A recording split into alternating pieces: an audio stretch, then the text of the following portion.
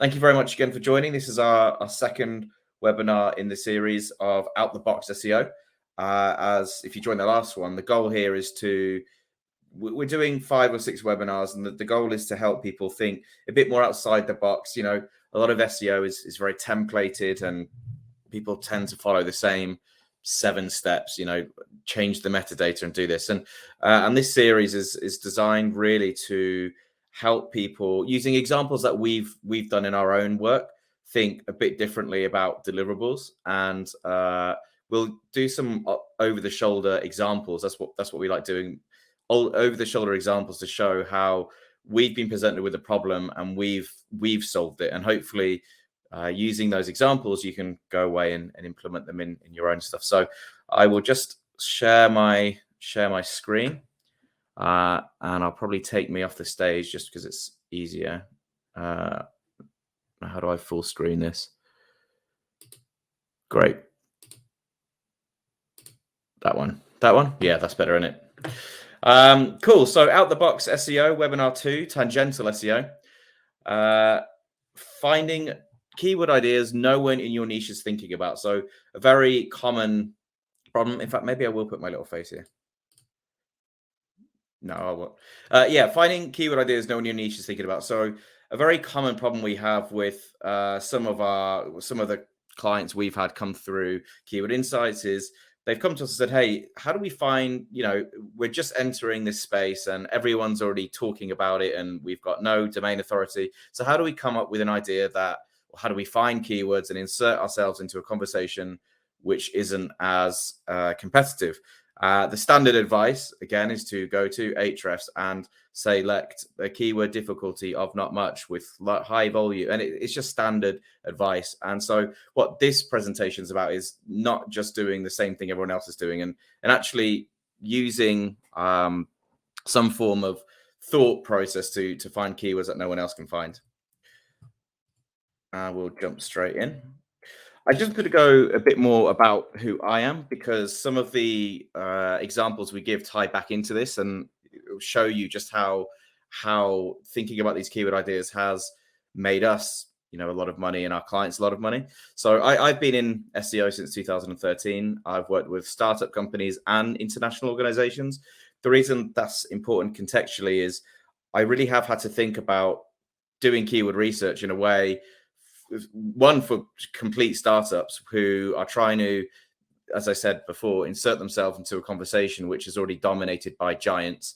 A good example would be we've recently had someone ask us to do a keyword research for a skincare company, and you know, they have no authority at all, but they're competing against giants like, you know, E45 and some really fancy skincare companies. So how do we find keywords that they aren't going after? And then also I've worked with international organizations, and that's important because they come at it with a slightly different angle. Their goals are often to build more brand awareness or market penetration or build up trust with their consumers. And so they come to us and say, hey, how do we find keywords that, you know, our massive other competitors aren't talking about, and ones that build us up in as authority and increase our bottom line as well? You know, if everyone already knows who we are and everyone knows what we do, how do we find other ideas that sort of take us beyond that? I have worked both in-house and agency side, which again is important because I've had to do this for my own business, which is where this next bullet point comes in. I grew my first startup. I sold roller shutters, and I grew that to a turnover of 2.5 million. And that was when I was 25. And that was purely, well, it wasn't purely, but it was largely down to finding these ideas and keywords that no one else was talking about and basically building a content plan around them. And I'll go through some examples of how we did that through this presentation. And I guess most importantly, I'm now the co-founder of Keyword Insights, which hopefully you've all heard about and hopefully use. And at the end of this presentation, I'm going to do a cheeky ask to upvote us on Product Hunt, because we've gone live on that today. Cool. So starting with, what is tangential content? That is probably the least flattering picture of me I've ever taken. But tangential content is content that is not directly related to your product or services. So what does that mean? So an example would be if Samsonite came, you know, big famous suitcase brand, and they started talking about best things to see in London, or travel tips for Hawaii, or most stolen items on vacation. It's not directly related to their luggage, but talking about these things is tangential to the thing they sell. For HSBC, how to start a side hustle, or financially preparing for a new baby, or saving money on a tight budget. So especially the first two, you can imagine if I was just starting out looking in guides to how to start a side hustle, and HSBC has all this information, it's tangentially related because it's quite an easy sell to push someone down that funnel into. This is how you start a side hustle. This is all the ways you can make money. And hey, open a bank account with us. We've got really good rates for startup businesses, 0% for the first year, blah, blah, blah. So these content ideas that are tangential to the main offerings. And these are perhaps obvious examples. And as we go through this presentation, hopefully you'll see less obvious examples. That's the goal of this. What are the benefits of tangential content? Well, first and foremost, it's building brand awareness to a wider audience. If you can talk about more things that aren't directly related to your product, you're going to get more eyeballs on your site from people who are interested in that. People who are interested in traveling to Hawaii will need a suitcase. So you're building that brand awareness to just a wider audience there. You can create more emotional content and better align with our customers' lifestyle. So this is really important. As most of you will know, people buy emotionally rather than with their heads mainly, especially in B2C type business. So if you can align with their emotions, if you can speak with content that resonates with them, you're going to build up trust and they're going to buy from you. And again, we'll show you some examples of that at the end of this. You'll have a more diverse portfolio of content, and this is especially important for niche sites. So I gave the example at the beginning of this that I started a roller shutter company, which grew to 2.5 million. And that roller shutter, there's not much you can write about to do with roller shutters. It's inherently a very boring product. For those of you who aren't aware, they're the things that come down and close off shops to keep them secure. Really, really boring. And we had really scratching at the sides for content ideas. And one of the most successful pieces of content we did, I'll give you an anecdote. I used to travel regularly to Hong Kong, and I went through Dubai, and because we had a lot of business in Hong Kong selling roller shutters over there. And through my journey I'll just put myself back on here for a minute. On my journey through Dubai, what I noticed, I thought I'd set up meetings with people whilst I was there. And because I wanted to start selling into Dubai, it made sense because I'm going there every month anyway. So I started speaking to loads of people in Dubai and trying to sell our roller shutters in, and they kept promising they would buy our shutters, and it never happened. And after a year or two, I basically asked someone, look, I've been here 4 or 5 times, I've come to you and you still haven't bought. Why is that? And he said, look, we really like your product, but every time we build a building, they use American building standards, like American building codes, and all these things are, codified in some book. And that's when the light bulb hit. If everyone in Dubai is building on American building codes, then it's going to be a bit of a hard. If all our roller shutters have UK codes, that it doesn't quite translate. So we paid money and spent quite a bit of money paying some really intelligent bloke really to sit in a library for a week and make a comparison between all of the US building codes and all of the UK building codes, like a direct comparison. And so that was our first piece of content that we launched. That it was, how to translate American building codes to UK building codes. We sent that to all these people in Dubai, and all of a sudden they started buying our shutters. So there's a really good example of a tangential content that won us and got probably one of the first UK companies into the Middle East for selling our product, which was roller shutters. And it was just because we asked that question, why aren't you buying, and came up with a content idea that was tangentially related to what we do. It didn't even mention roller shutters. It was just talking about the differences in building codes. And so that worked really well for us. I'll close me back off now. So yeah, more diverse portfolio of content, which is especially important for niche sites. It also helps you improve your knowledge graph. So I'm sure I probably don't need to tell everyone in this room, but your knowledge graph is this idea that you're building up loads of content interrelated to do with similar topics. And, search engines view your site as a corpus of documents. So if you're building up loads of content that's related around the topic, you're building up, a search engine's understanding of your site on that topic. You become a topical authority overall. And this is a really important one we'll go into at the end. It helps us better understand our customers' unmet needs. So this you'll see this soon, but we have done researches and it's informed loads of new ideas as well. So again, coming back to the roller shutter company, as we were looking at, and we'll show you how we do this type of keyword research. That's the whole point of this. But as we were doing keywords, there was a lot of people wondering, especially in Hong Kong, which is how we got into Hong Kong in the first place. In Hong Kong, they've got an issue with typhoons in the typhoon season, and just bucket load of mosquitoes and insects in the summer and spring. It's that sort of climate. And so a lot of questions were, how do we protect our houses from typhoons? And then how do we protect our houses from mosquitoes? We saw that a lot, and there was a lot of keywords around that. And we started to realize there was no product, there was no roller shutter that exists on the market that can do both. And so we went to a manufacturer in Spain and a manufacturer in Germany. A manufacturer in Spain who made typhoon roller shutters, and a manufacturer in Germany who made these electric fly screens. And we basically pushed the two together and designed that. We put that on our website, and that's how we got into Hong Kong. We started selling all of these products into Hong Kong because it didn't exist before. And we found out about that through doing this tangential keyword research. So really good for helping find new product ideas. And we're going to use an example of a famous condom brand and a famous antacid brand to go through this. So by the end of this presentation, we'll hope you'll be able to think critically about buyer personas, which is a really important part of coming up with those tangential ideas, and mind mapping those themes and ideas. Then what we'll show you is how you get that keyword data. I think that's the part most people will be interested in. And then finally, how you can use that data to improve your bottom line, because that's what we're interested in. It's not just keyword research to get traffic, it's to really drive your revenue. In the example I've just gave, we created a new product which got us into Hong Kong, which increased our revenue tenfold.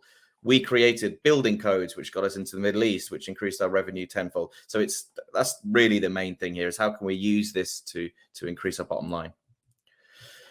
We have recently done this research for a number of famous brands, but one of them was a famous condom brand. And I did show a similar presentation to this recently, and I was just asked to remove the name. So I'll leave it in your imagination to work out who these are. But one of them is a famous condom brand, and one of them is a famous antacid brand. And yeah, we'll go into it. I did also realize after I made this presentation, using a condom brand was almost a mistake, because there's quite a few times, there's a few quite explicit keywords that I'll either have to stifle not to laugh because I'm a bit childish like that, or it just makes me wince trying to present it. But I've gone down the condom brand route, and I'm not remaking this presentation, so you're stuck with it. And that's where we'll go with it. So step one, finding content ideas. So, well, step one, buyer personas. So how do we, this is the first step I always take when trying to come up with these new content ideas. And it really helps us get into the mind of our customer, which is important, because most people would go straight to Ahrefs or SEMrush or our own keyword discovery and just start plugging in C keywords and getting them.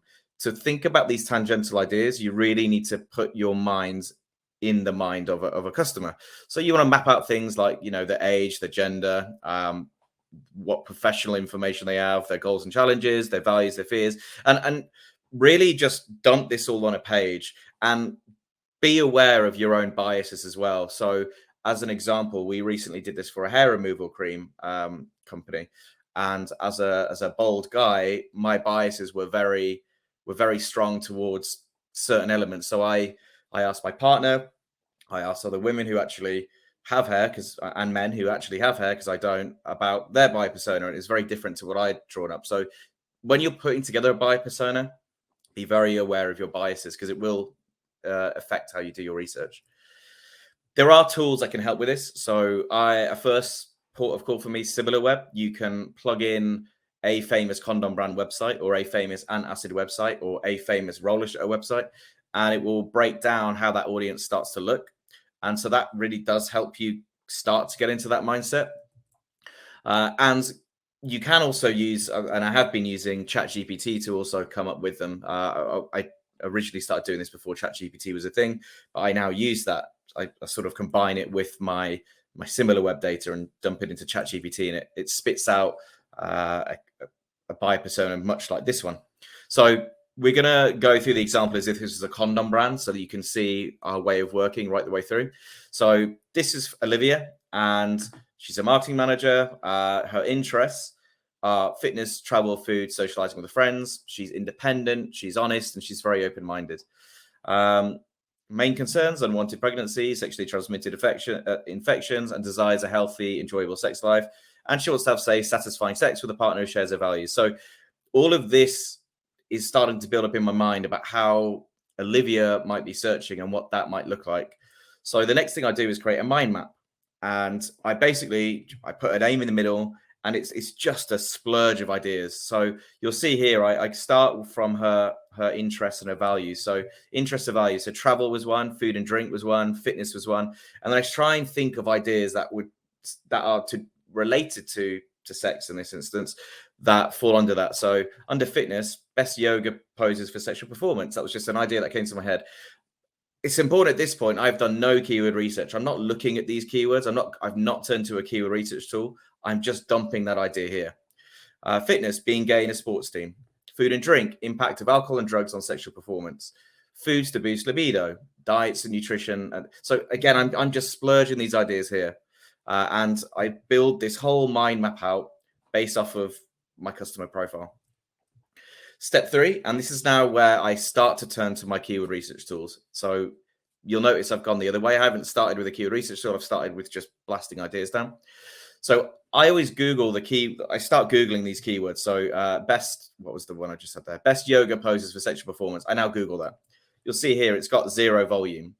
But, and this is where whether you use Ahrefs or SEMrush, it doesn't matter, or any other tool. But I do use Ahrefs and find it useful because of the toolbar it gives you.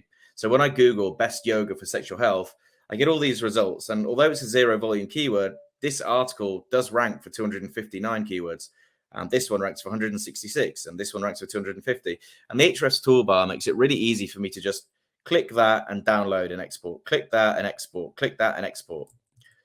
I'll then rinse and repeat with each of those ideas. So diet and nutrition on sexual performance, another 0 volume keyword, but there is 1,200 related keywords, so I'll export that. Impact of alcohol on sexual performance, 0 volume, but the articles that do rank for keywords, so I'll export all them as well. By now, my downloads file is starting to look like this. It's just a mess of CSVs that I've just exporting. And that doesn't matter because we'll sort that out later. My next step is seeking additional sources of inspiration. So at the moment, all the keywords I have chosen have come from keyword research tools. Ultimately, the way I got there is different. I didn't start with a keyword research tool and then branch out. I started with a mind map, but all the search volumes and things have come from keyword research tools. And that's why they have historical data, because traditional keyword research methods don't surface trending keywords because there's data on it. If there's historical data, it's not trending, it's already happened. The other problem with the method that I've just gone through, or only having the method I've just gone through, is your competitors also have access to all that keyword data. They use the same tools as you, so they might have found them in a different way, but ultimately they can find them. They can find these 1,200 keywords because it's in the same tool as everyone else is using. So step 4 is let's find other sources of inspiration. Let's now find the keywords that they definitely don't have. There's plenty of forums, and when I did this presentation I did a very similar presentation in Finland. One of the questions I asked was that was asked of me was, is there other forums you can do? Because for this famous condom brand, Reddit was a really good place to start because it has loads of forums around sex. Same with the Yantacid or the cream. There's loads of forums around skincare and things. So Reddit's always a good place to start. I did get asked a question when I presented this in Finland. What happens if it's a really weird niche? Like I think private detective was the example that was given to me. What I will say is there's almost a forum or some sort of place that people ask questions for any niche you can think of. You've just got to dig it out, and that's another skill in itself, probably one for a separate presentation. But there is a forum for everything. It just so happens that for famous condom brand, a famous antacid brand, Reddit's a really good place because there are loads of subreddits on health and sex and skincare and all these things. So we started with Reddit and Quora, another good place for this. And as I said, there's loads of subreddits around sex, and we can zero in on specific topics and surface questions that are popular and get a lot of engagement. So you've got to think, if people are going to forums, not always, but if, because you get some of the just diehard Reddit fans, but if people are going to forums, it's generally because they can't find the answer to that question, or they can't find a suitable answer to that question online. There's no guide that they like. They really want to speak to people and get in a, get more guidance on it. And so if you go to a topic like sex and you start seeing some of these, and this is where I wish I hadn't used the, the famous condom brand, because some of these are a bit explicit, but you start coming through these and no pun intended, you start going through these and you see all the upvotes and the comments, and you start to think, okay, this isn't a question that's being asked that no one cares about. There's so much engagement here, and what we started to realize. So here's a good example. So my boyfriend is asexual. That keyword has 0 volume. So keyword tools don't have that. Cheers, Ben. That keyword has 0 volume, and keyword tools don't have it. Yet on Reddit, that has 6,300 upvotes, 485 comments. This is a question that is resonating with people, and people feel deeply about, and 97% upvoted. So there's clear engagement around this question. And when you actually Google that question, you'll see that nearly always it's forums that are answering it, and it's because there isn't content out there that's covering that yet. So this for me is a golden keyword. It's got a lot of engagement, and it's only being asked predominantly on forums because no one else has found that keyword yet. The other thing to point out here is when we start, well, we'll get into it. Obviously, it's a keyword clustering tool. There's always going to be a soft sell into keyword clustering, but what we found when we started looking at these questions in Quora and Reddit is, so this is one question and it's been upvoted 6,300 times. This question has probably been asked, well, it definitely has been asked slightly differently, 100 different ways. So it's not just one question with 6,300 upvotes. There's probably 100 of the same question, just slightly differently worded, all with 6,300. So it's really, quite a popular question. In fact, the fact that when you Google that, Reddit comes up with all these different results here, these come up with all these different results here. It's the same question just being asked time and time and time again, and no keyword research tool has that question. So we want all of those ideas too. There's plenty of easy ways to scrape Reddit and Python. There's free Python scripts. There's free Google Colab scripts. We are bringing in this ability into Keyword Insights soon anyway, so you'll also be able to pull all these ideas from our own tool.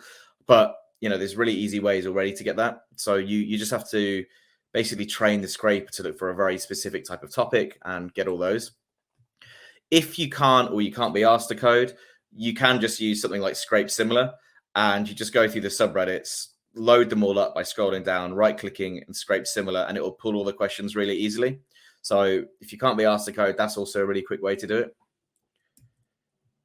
And then this is something recently, I didn't used to be able to do this, but we now use ChatGPT to make the questions less chatty. So of course, the way people ask questions on Reddit is they're very colloquial. It asks it in really weird ways. So again, I shouldn't have chosen the condom brand because some of these are quite explicit, but like, how do I tell my partner of 2 years he's always been bad in bed? Like, the reworded is just how to address a partner's bad performance in bed.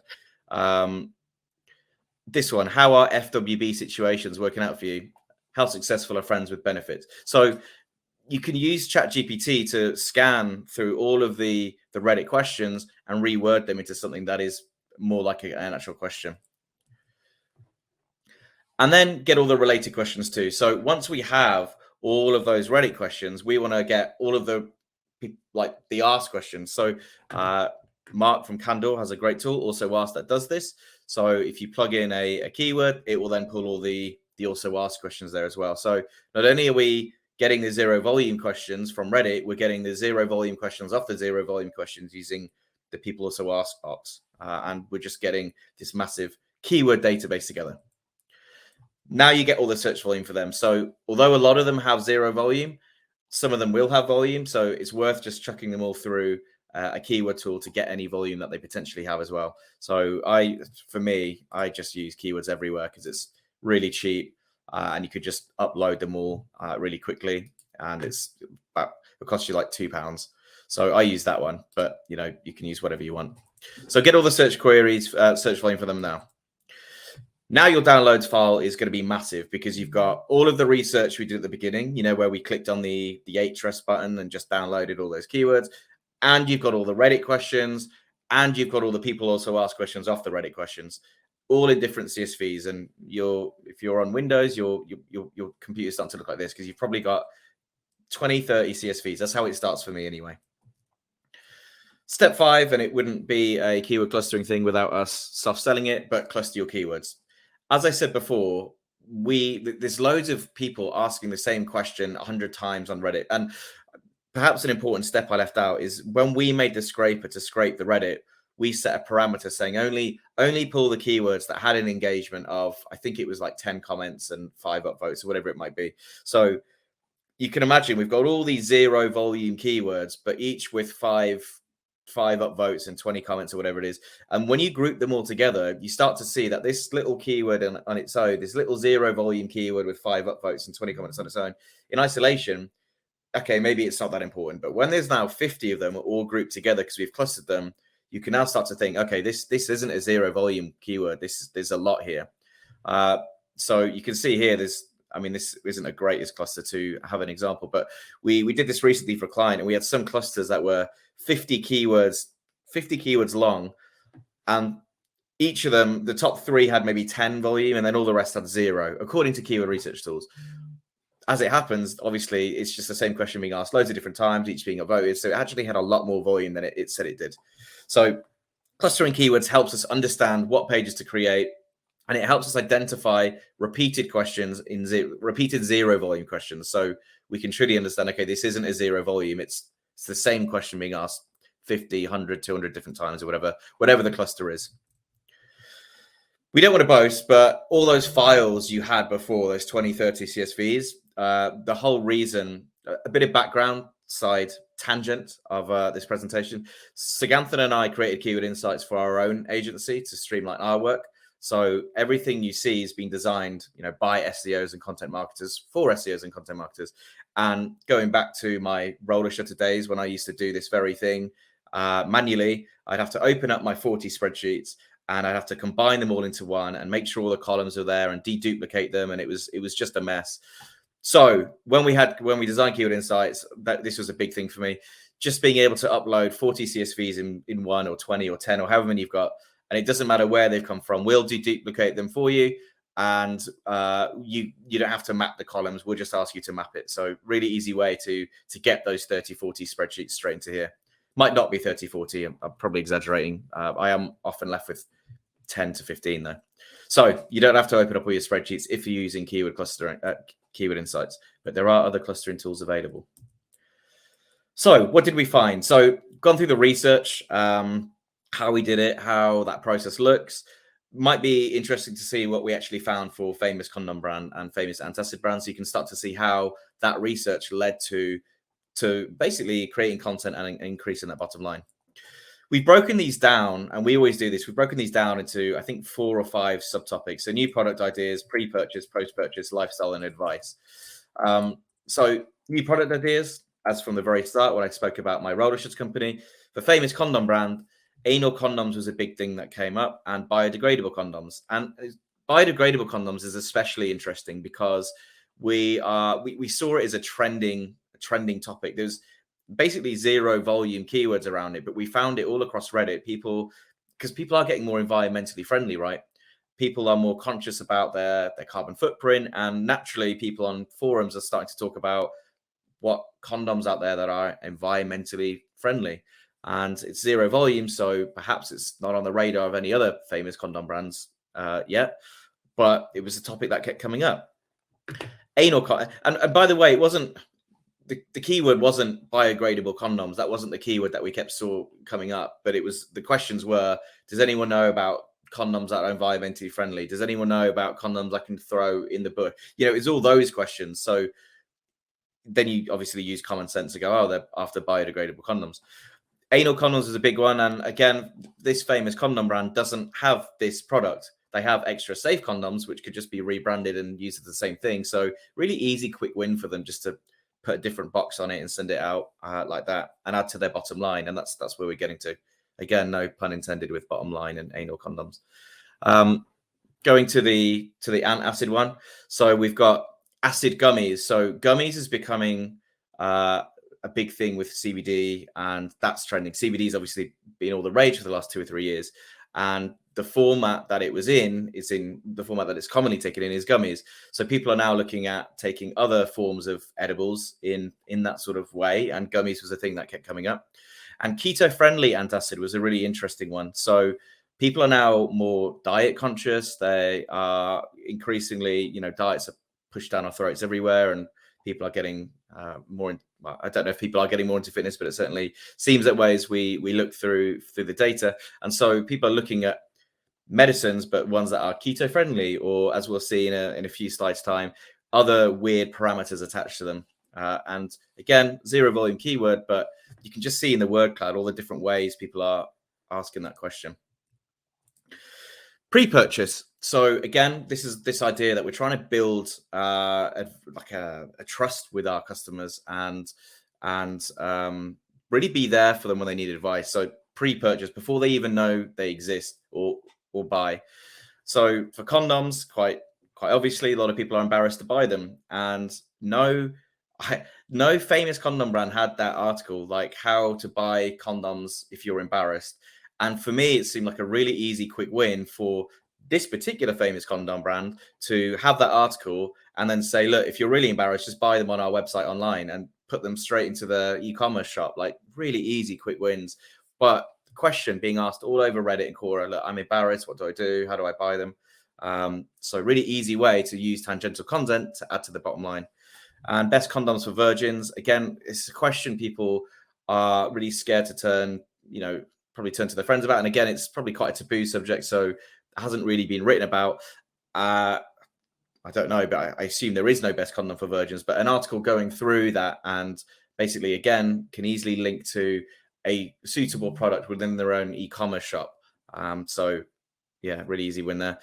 Coming back to the antacids, calories in it. So again, coming back to this idea of diet, like, I mean, I can't imagine there are many calories in antacids, but people are more conscious of what they're putting into their bodies. And so the questions being asked are, you don't see it on the, again, really easy win. If you take most famous antacids and look, it doesn't say what the calorie count or sugar count is because the brands don't think people care about it. It's a bit of medicine, pop it in your mouth when you've got heartburn.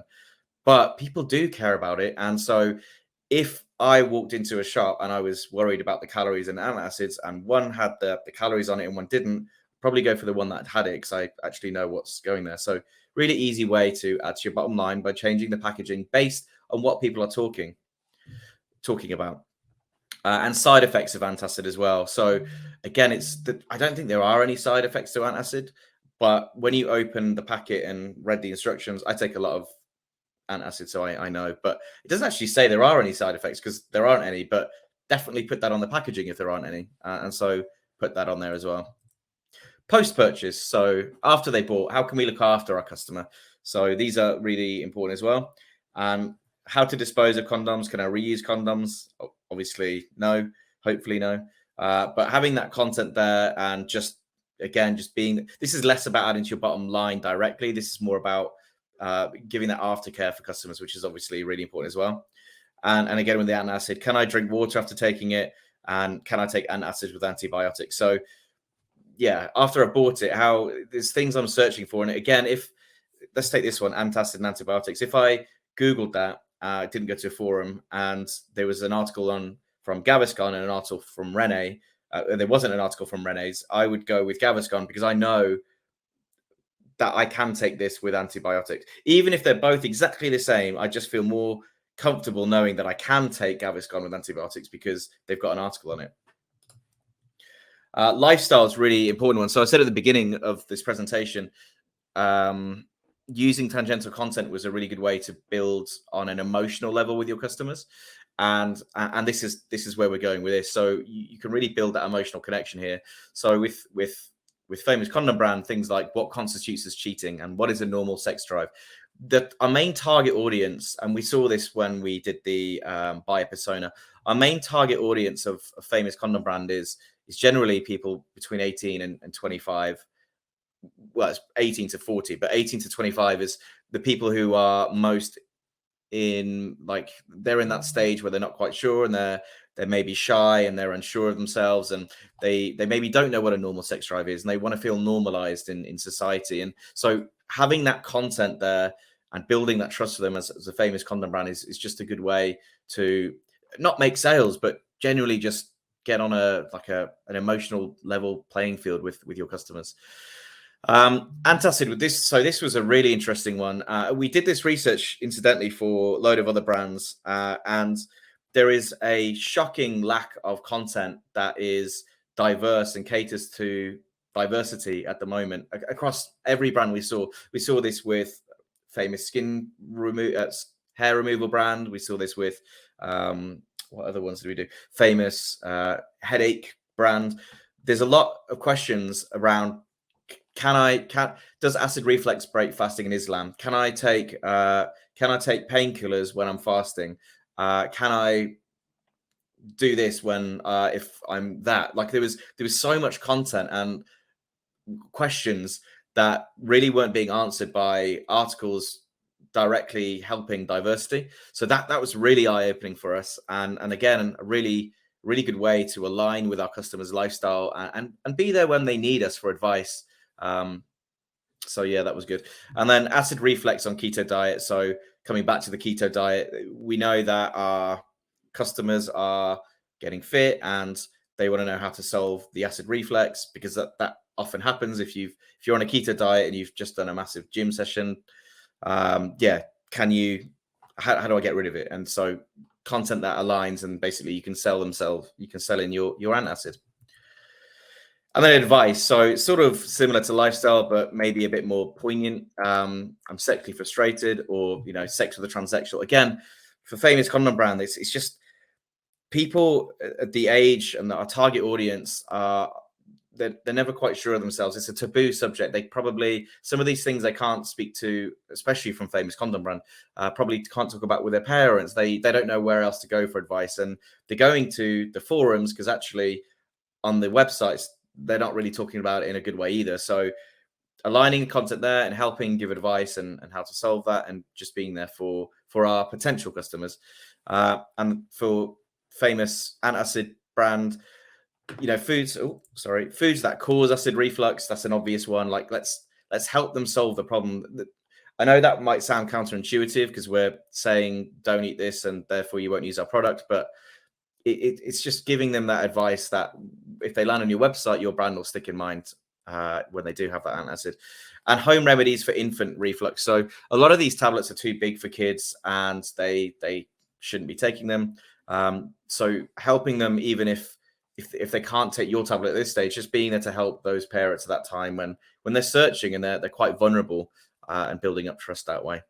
So hopefully that has, and the next slide is to summarize, but hopefully you can see that right the way through of how we've come up with these ideas, where we've gone for them, and how it's actually led to building our bottom line. It's coming up with new product ideas, it's coming up with actual problems our customers have, and it's not using traditional keyword research.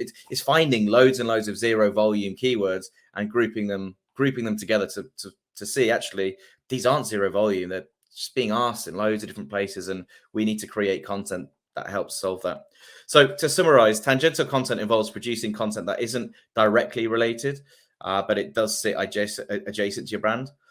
Always start by establishing a buyer persona and creating those mind map of ideas. So don't go to the keyword research tools first, just mind map it out.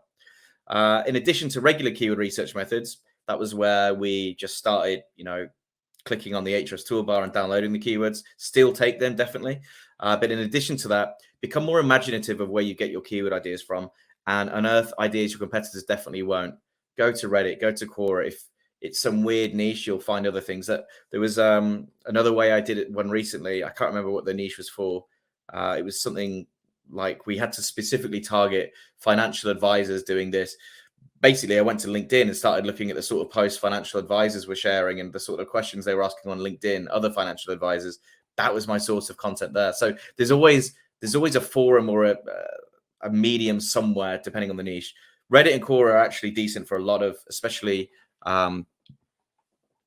B2C brands, but when it starts coming to B2B, it does get more difficult, granted, but there will always be somewhere you can go to get that information.